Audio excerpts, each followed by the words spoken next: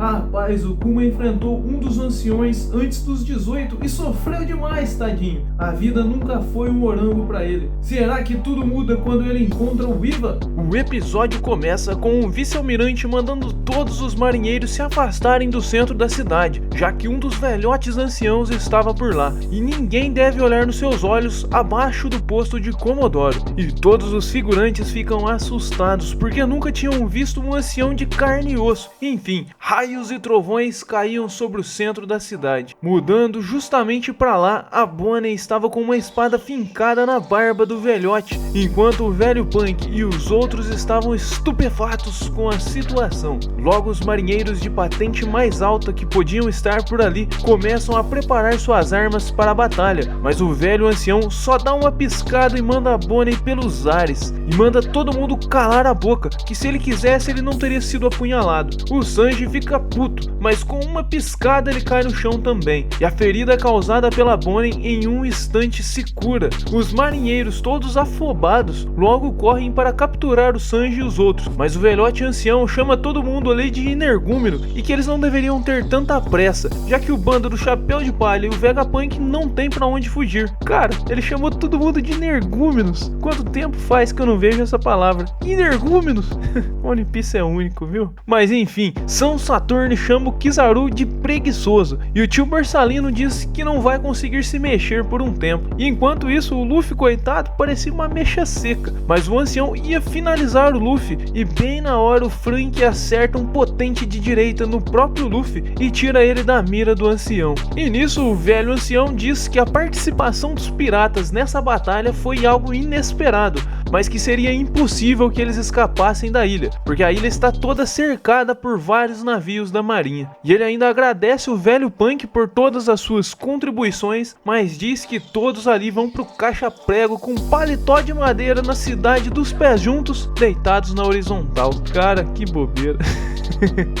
O velho ancião então começa a apertar a Bonnie e nenhum dos presentes ali conseguia se mexer, e de repente uma aura estranha começa a sair do ancião. De repente a Bonnie começa a ver uma imagem do Kuma conversando com ela quando criança, e nesse momento todos os marinheiros apontam suas armas para ela. Somos levados a 47 anos atrás no reino Sorbet. Era o Kuma que estava nascendo. O doutor promete que não vai revelar a ninguém sobre o sangue bucaneiro de sua família. Enfim, eles viviam uma vida feliz, quando de repente o mesmo doutor chega correndo e diz que eles precisam fugir dali, que o governo acabou descobrindo sobre eles. O pai do Kuma, tadinho, ele chora e pede que eles deixem seu filho e sua esposa, porque eles não têm o mesmo sangue. Mas a vida não é um morango, né, meu amigo? Obviamente os três são presos e viram escravos em Marejóis. O coitado do Kuma entra pra competição dos personagens que mais sofreram na história de One Piece. Tadinho, ele era só uma criança. Agora deixa aí nos comentários qual história é mais triste de um One Piece, a do Kuma, a do Law ou a do Coração?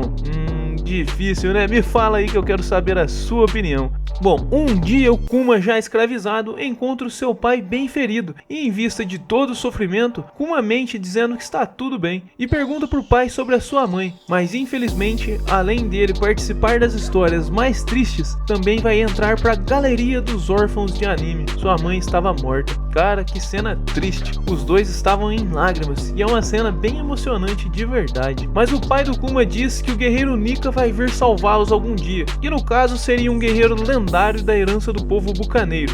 O pai dele ainda diz que a história do Nika é passada de gerações no seu povo e que ele está sempre sorrindo, e quando os tambores começarem a tocar, ele virá. E em um breve momento de felicidade entre os dois, de repente um puto de um Tenryubito atira no pai do Kuma. Cara, que filho da mãe! E assim ele mata o pai do Kuma. Enfim, na próxima cena, os que não devem ser nomeados começam um evento de caça. Eles tomam uma ilha não afiliada ao governo e vão caçar os humanos de lá. Cara, que loucura, mano. Isso tá parecendo até uma noite de crimes. E logo aparece Fingard Garling, um cavaleiro sagrado, e logo eles vão dar o início à caça. Mas além das pessoas da ilha, ainda tem alguns dos escravos que eles também levaram para servir de caça. Mas enquanto isso, o Kuma vazou da sua jaula e tadinho, ele tava chorando de novo. Cara, que triste a história do Kuma, vai cagar. Mas logo os caras vão atrás dele. Cara, os próprios escravos foram pegar ele, quando de repente escuta uma risada familiar. Era o Empório Ivankov e uma criança que o chama de irmãozão. O Iva diz que o espetáculo do dia é o bucaneiro, vulgo o Kuma, e ainda dá uma oportunidade para aquela turminha. É só seguir a gente que temos um ótimo plano. Eu escolho viver. E continua no próximo episódio. O episódio começa com o coitado do Kuma tomando chicotada e lembrando do seu pai no passado. Sofreu demais esse guri, cê é louco. Ele acorda no presente com o Ivankov dando uns gritos e a caçada começa. É uma noite de crimes. O Tenryubito mais xarope de todos começa a explicar as regras e logo eles começam o desastre. Todo mundo começa a sair correndo, inclusive o Kuma e o Iva que estavam planejando a fuga. Na próxima cena, um marinheiro fala com o Garp pelo telefone, pedindo que ele fosse para God Valley, mas o Garp, todo jovial, diz que não vai. Mas quando o marinheiro menciona o nome de Gold Roger, o Garp já fica todo emocionado. Enquanto isso, todos os grandes piratas estavam saindo da ilha Colmeia para ir a God Valley. Cara, vai ser um encontrão nessa ilha, hein? Em God Valley, a caçada continua. O Iva diz que a ilha está toda cercada por navios da marinha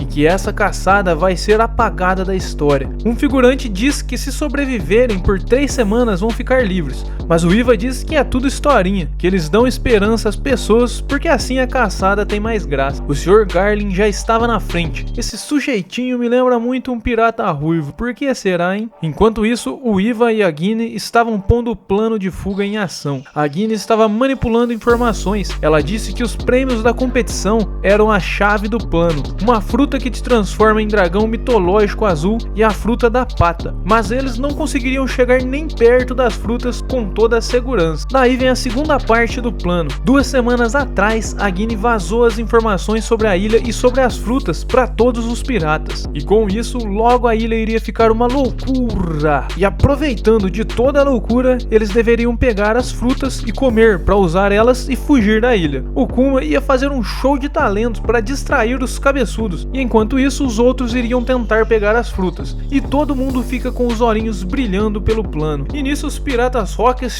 chegando, derrubando os navios da marinha e fazendo um caos. Cara, e que tripulação de respeito essa, hein? Primeiro Barba Branca com a astúcia no ombro, depois a Gloriosa, que é aquela velhota da Ilha das Mulheres, e em seguida também vem o Chique Leão Dourado e a Big Mom falando que ia pegar as 2 frutas pra ela. Na sequência o Kaido e o Capitão John. Cara, que bando de piratas era esse? E com isso os cabeças de astronauta já fica tudo em choque, gritando com os marinheiros que se acontecesse alguma coisa eles estão ferrados. E de repente aparece ninguém mais, ninguém menos que o Roger e o seu bando para completar o evento. E os Cavaleiros Sagrados começam a organizar os soldados para proteger os cabeças de astronauta. Era pirata lendário para tudo que é lado, cê é louco. Os marinheiros começam a ficar em choque quando de repente chega também o vice-almirante Garp perguntando do Roger. Cara, que fixação que é essa? Cê é doido, hein? Enquanto tudo isso acontece, a molecada tava saqueando todas as caixinhas de prêmio e eles até acham as frutas, mas em seguida a Big Mom aparece dando uma paulada no Iva, e quando ela ia pegar o Kuma também, o Iva segura a perna dela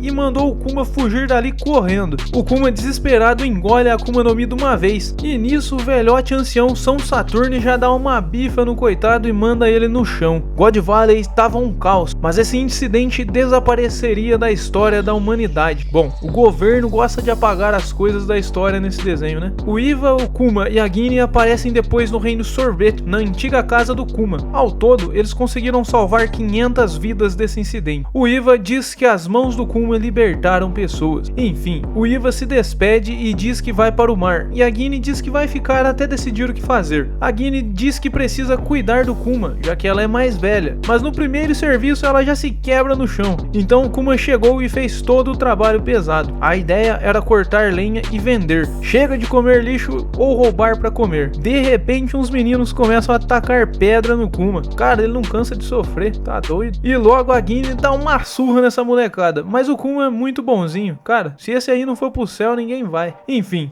o Kuma curou os meninos e eles fizeram um clubinho do Kuma. Enfim, os dois estavam livres. E que momento triste. Os dois choram bastante e continua no próximo episódio. O episódio começa há 30 anos no reino Sorbete. O jovem Kuma virou um curandeiro da ilha e tava cuidando da véia arada tudo. Ô dor nas costas, eu queria um Kuma aqui pra cuidar da minha dor nas costas. Kuma tinha 17 anos e era querido por todo mundo. Já a Guine espantava todo mundo porque ela queria cuidar do Kuma, mas o povo gostava dela mesmo assim. E assim passavam os dias, mas o reino Sorbete tinha um rei tirano que estava aproveitando dos pobres e idosos, enquanto lambia os cabeças de astronauta dos Tenryubito. No fim do dia, o Kuma acaba ganhando umas marmitas de comida, e não tem comida melhor que a comida de vó, certo? Certo. Bom, já à noitezinha, o coitado do Kuma, que já não sofreu demais, tem que absorver toda a dor dos velhinhos pra si mesmo, porque do contrário a dor volta pra eles. O nosso ursão fica até de cama, e a Guine não quer que ele faça mais isso, mas o cara tem um coração do tamanho do mundo, esse vai direto pro céu. Enfim, eles vão comer as marmitas que ele ganhou. O tempo foi passando e a vida tava boa até demais, e quando o Kuma tinha 22 anos, do nada, a Guine teve uma ideia e disse que eles devem se casar, mas mesmo querendo, o Kuma acaba falando que não, ele ainda estava traumatizado com o que aconteceu com a sua mãe e quer proteger a Guine também. Daí ele muda de assunto e mostra o jornal pra ela, onde o Dragon e o Ivankov estão salvando as pessoas ao redor do mundo. E é isso que o nosso ursão quer fazer também. De repente uma turma chega com uns peixes pra eles e a Guine tá com uma bacia na cabeça dele. Realmente ela tava um pouco brava, mas tava tudo em paz. Mas um dia aconteceu um incidente. A mando do rei babaca, os soldados estavam escravizando os velhotes da ilha, e o nosso ursão chegou até babando para salvar os velhinhos. E é logo o nosso ursão se estressa e ensina os soldados com quantos paus se faz uma canoa, e dá uma surra bem dada nele. O rei babaca queria separar o reino em dois, escravizar a parte sul do reino e dessa forma ter um reino mais rico. É um babaca mesmo. Mas no fim, o Kuma, a Guine e os outros companheiros acabam presos. O nosso ursão mais uma vez fica pistola, e a Guine diz que o rei babaca é um fantoche dos dragões celestiais, e para eles resolverem o problema, vão ter que se opor diretamente ao governo mundial. E logo a cidade começa a ser invadida. É uma turminha da pesada. O jovem Iva e o Dragon chegando. Eles invadem a ilha e salvam o Kuma e os outros. E no encontro, o Iva manda o convite para eles se juntarem contra a tirania do mundo. E em resposta ao acontecimento em Ohara, decidiram pegar em armas e formar o exército revolucionário. Eles, como mercenários, vão ajudar aqueles que querem se rebelar contra seus reis tiranos e vão treinar todos aqueles que quiserem se juntar a eles. O Dragon diz que já foi da marinha, mas não achou nenhuma justiça por lá. E enfim, todos disseram que vão até o fim com ele. Depois de um tempo, o Kuma volta à sua antiga casa no reino Sorbete. Ele diz que de vez em quando vai voltar para cuidar deles. Em outro lugar, a Guine, que já era capitã, estava toda contente, porque ia encontrar com o grupo do Kuma de novo. Mas do nada alguém se aproxima e a notícia que surge é que a Guine foi capturada. E continua no próximo episódio. E cara, que episódio fora da curva. Eu curti, você curtiu? Bom, eu curti. Se você curtiu, nós curtimos, todos curtimos. E eu tenho certeza que o próximo episódio vai estar topzera. Então eu espero você aqui no canal. E cara, se você chegou até aqui, é porque esse vídeo te distraiu pelo menos um pouquinho. Então me deixa o seu joinha em troca e também se inscreve no canal para você não me perder mais nesse YouTube imenso. Ah, e ativa também o sininho, porque aí sempre que eu postar um vídeo novinho, você vai ser notificado aí na sua casa e vai poder assistir a qualquer momento esse vídeo. Muito obrigado para você que assistiu o vídeo até aqui. Nos vemos no próximo vídeo e...